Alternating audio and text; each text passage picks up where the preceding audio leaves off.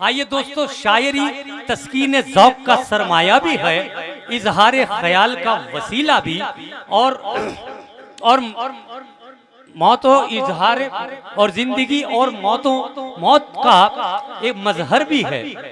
मेरी नज़र में दुनिया के जितने भी ज़ौक़ व शौक़ हैं, उनमें सबसे बेहतर है उर्दू अदब की खिदमत करना, तहजीब व तमद्दुन की हिफाजत करना, खा वो नस्र के हवाले से हो या शेर व शायरी के ज़रिए से हो।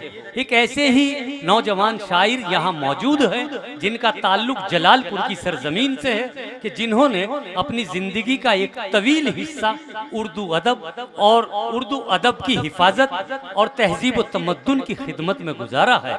मैं निहायत अदब के साथ उस लफ्ज़ों के जादूगर को आवाज़ दे रहा हूँ इन 4 मिसरों की रोशनी में, कि मेरे महबूब जब तू बोलता है, मेरे महबूब जब तू बोलता है, तेरी बातों में जादू बोलता है, और फिदा होने को तुझ पे, फिदा होने को तुझ पर दिल कर, फिदा होने को तुझ पे, फिदा होने को दिल करता है तुझ पर, जब तू हंस हंस के उर्दू बोलता है। मैं अहमद अयाज साहब से गुजारिश कर रहा हूं, जिनका ताल्लुक जलालपुर की सरजमीन से है, जो एक अच्छे शायर के साथ साथ नाज़िम आला भी है। हम बहुत कद्र करते हैं कि अपने इलाके के अतराफ के ये एक ऐसे नाजिम हैं कि जब ये बोलते हैं तो यूँ लगता है कि जैसे लफ्ज़ों से खुशबू महक रही हो। आप जोरदार तालियों के साथ मेरे छोटे भाई जनाब अहमद अयाज साहब का इस्तकबाल करें। हाज़रीन महफिल,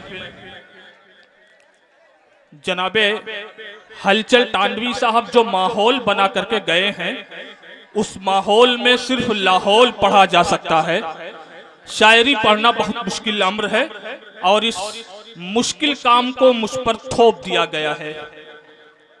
बात यह है कि मुगलिया हुकूमत, मुगल बादशाह जब किसी से नाराज होते थे तो उसे हज पर रवाना कर दिया करते थे, लेकिन मुशायरे का नाजिम जब नाराज होता है तो वो मज़ाहिया शायर के बाद खड़ा कर दिया करता है। देखिए अयाज सूरत हाल तकरीबन यही है। नहीं, लेकिन सुनिए जिगर साहब की मोहब्बतें हैं को अयाज भाई, मैं आपको बता दूं कि मैंने हलचल के बाद में जो अपनी तकरीर की, वो सिर्फ इसलिए कि वो माहौल कहकहों का था, उससे हटकर बच्चे और नौजवान कुछ जिंदगी के हकाइक के आईने में आ सके। बिल्कुल बिल्कुल, मैं आपको संजीदगी के जंगल की तरफ लिए चलता हूँ दोस्तों। जी भाई, इनायत कीजिए। पहले 4 मिसरे में पेश कर रहा हूं कि सगा भतीजा, सगा भांजा, सगा भाई, सगा भांजा, सगा भतीजा, सगा भाई, गरीब है तो पड़ोसी बता रहे हैं लोग, गरीब है तो पड़ोसी बता रहे हैं लोग। अब पता लगाओ मैयत किसी अमीर की है, क्या कहने, पता लगाओ मैयत किसी अमीर की है, जो दौड़ दौड़ के कांधा लगा रहे हैं लोग। बहुत पता लगाओ मैयत किसी अमीर की है, क्या कहने, जो दौड़ दौड़ के कांधा लगा रहे हैं लोग। हाज़रीन महफिल, ये मेरा शेर नहीं है, मेरे 4 मिसरे नहीं है। मैं दरअसल ये बताना चाहता हूँ कि जिंदगी की वो हकीकत जो हलचल टांडवी साहब बयान कर रहे थे, वो भी जिंदगी की एक सच्चाई है, और ये भी जिंदगी की एक सच्चाई है जो इन 4 मिसरों में मैंने बयान की। आइए जनाब कुमेल अशरफ साहब और सोहराब जहांगीर गंजवी को एक शेर के साथ इनका शुक्रिया अदा करता हूँ कि अपने दामन में जगह दे के बढ़ा दी इज्जत, अपने दामन में जगह दे के बढ़ा दी इज्जत, वरना मैं क्या हूँ फकत खाक का जर्रा हूँ अयाज, वरना मैं क्या हूँ फकत खाक का जर्रा हूँ अयाज। जनाब कुमेल अशरफ साहब यहाँ बैठे हुए हैं। मैंने इनसे पूछा कि मेराज की छौछवी साहब तशरीफ नहीं लाए, ये बताइए कि इस मुशायरे की सदारत कौन कर रहा है। तो इन्होंने कहा डॉक्टर ज़हीर आलम साहब नीचे बैठकर सदारत कर रहे हैं। तो जनाब सदर के लिए एक बार जोरदार तालियां बजा दीजिए। और डॉक्टर साहब, मैं एक बात बताता चलूं, अभी चंद रोज पहले की बात है, आप डॉक्टरी के शोबे से वाबस्ता हैं। मेरी तबीयत थोड़ा सा खराब थी, मैं एक डॉक्टर के यहाँ तशरीफ ले गया। डॉक्टर से मैंने कहा थोड़ा सा तबीयत खराब है, आप चेक कर लीजिए। तो उसने ब्लड प्रेशर चेक किया और पूछा काम क्या करते हो। मैंने कहा सर शायरी करता हूँ। उन्होंने कहा फिर तो एक गजल सुनाओ। मैंने कहा सर आप डॉक्टरी कर रहे हैं या गजल सुनने बैठे हैं? तो उन्होंने कहा नहीं नहीं आप गजल सुनाइए। बहरहाल एक गजल मैंने सुना दी। अच्छा, उन्होंने दोबारा ब्लड प्रेशर चेक किया और कहा कि अब बिल्कुल ठीक है, आपका ब्लड प्रेशर नॉर्मल है। तो आइए यहीं से मैं बात शुरू करता हूं। मेरी क्या एक बड़ी कहने? मशहूर गजल है दोस्तों। क्या कहने एक बड़े मशहूर नाज़िम मुशायरा हैं मुजाहिद हसनैन हबीबी। जी जी, वो अक्सर मेरी इस गजल को पढ़ते हैं। वहीं से अपनी बात की शुरुआत करता हूं। और जीशान भागलपुरी साहब की जो है वो फरमाइश भी है कि यह गजल पढ़ दी जाए। जी पढ़िए। और मौसम भी ऐसा है कि वही गजल मेरा भी पढ़ने का मूड हो रहा है। आइए वहीं से बात शुरू करता हूं कि सारी दुनिया की निगाहों का भरम तोड़ दिया। क्या कहने? सारी दुनिया की निगाहों का भरम तोड़ दिया।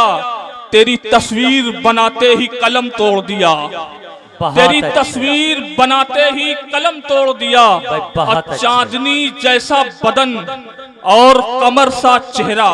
वाह, चांदनी जैसा बदन और कमर सा चेहरा देखकर तुझको उजालों ने भी दम तोड़ दिया। बहुत देखकर अच्छे, बहुत। तुझको उजालों ने भी दम तोड़ दिया। क्या कहने? चांदनी जैसा बदन और कमर सा चेहरा भाई जिंदाबाद, देखकर तुझको जिंदाबाद। उजालों ने भी दम तोड़ दिया। और हाल कुछ ऐसा हुआ तुझसे बिछड़कर दिल का। वाह, हाल कुछ ऐसा हुआ तुझसे बिछड़कर दिल का, जैसे मछली ने बिना पानी के दम तोड़ दिया। जैसे मछली ने बिना पानी के दम तोड़ दिया। क्या कहने? बहुत शुक्रिया सोहराब जहांगीर हयात साहब जिंदाबाद। बहुत अच्छा है, बहुत अच्छा है भाई, वाह। हाल कुछ ऐसा हुआ तुझसे बिछड़कर दिल का, जैसे मछली ने बिना पानी के दम तोड़ दिया। और ये मेरे इश्क की मेराज नहीं तो क्या है? ये मेरे इश्क की मेराज नहीं तो क्या है? फैसला लिखते ही मुंसिफ ने कलम तोड़ दिया। फैसला लिखते ही मुंसिफ ने कलम तोड़ दिया। और शेर आखिर ये है कि उसकी नफरत न सही जाएगी हमसे यारो। उसकी नफरत न सही जाएगी हमसे यारो। दिल की मजबूर तमन्नाओं ने दम तोड़ दिया। उसकी नफरत न सही जाएगी हमसे यारो। दिल की मजबूर तमन्नाओं ने दम तोड़ दिया। आइए दोस्तों, हमारे दरमियान रेहान बरकाती साहब जो मेमारे मिल्लत के सदर हैं वो भी तशरीफ रखते हैं। एक शेर इनके लिए, सिर्फ एक शेर। आप दाद और मत दीजिएगा, बस इनको देख लीजिएगा, दाद हो गई। वो शेर ये है कि इंसान हो, समाज सेवी है ये।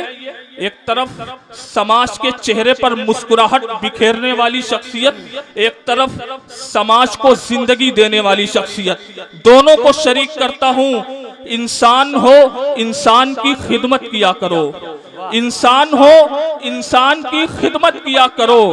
नफरत न करो, सबसे मोहब्बत किया करो।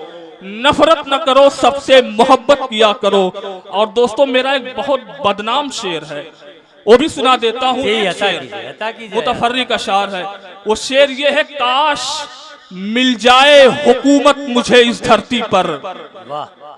काश काश मिल जाए हुकूमत मुझे इस धरती पर। मैं अमीरों के मुकद्दर में गरीबी लिख दूं। काश मिल जाए हुकूमत मुझे इस धरती पर। मैं अमीरों के मुकद्दर में गरीबी लिख दूं। और चार मिसरे और मुलाहिजा हो कि दर्द ईजाद करना पड़ता है। गुलजार जिगर साहब आपके हवाले से, दर्द ईजाद करना पड़ता है, जिस्म फौलाद करना पड़ता है।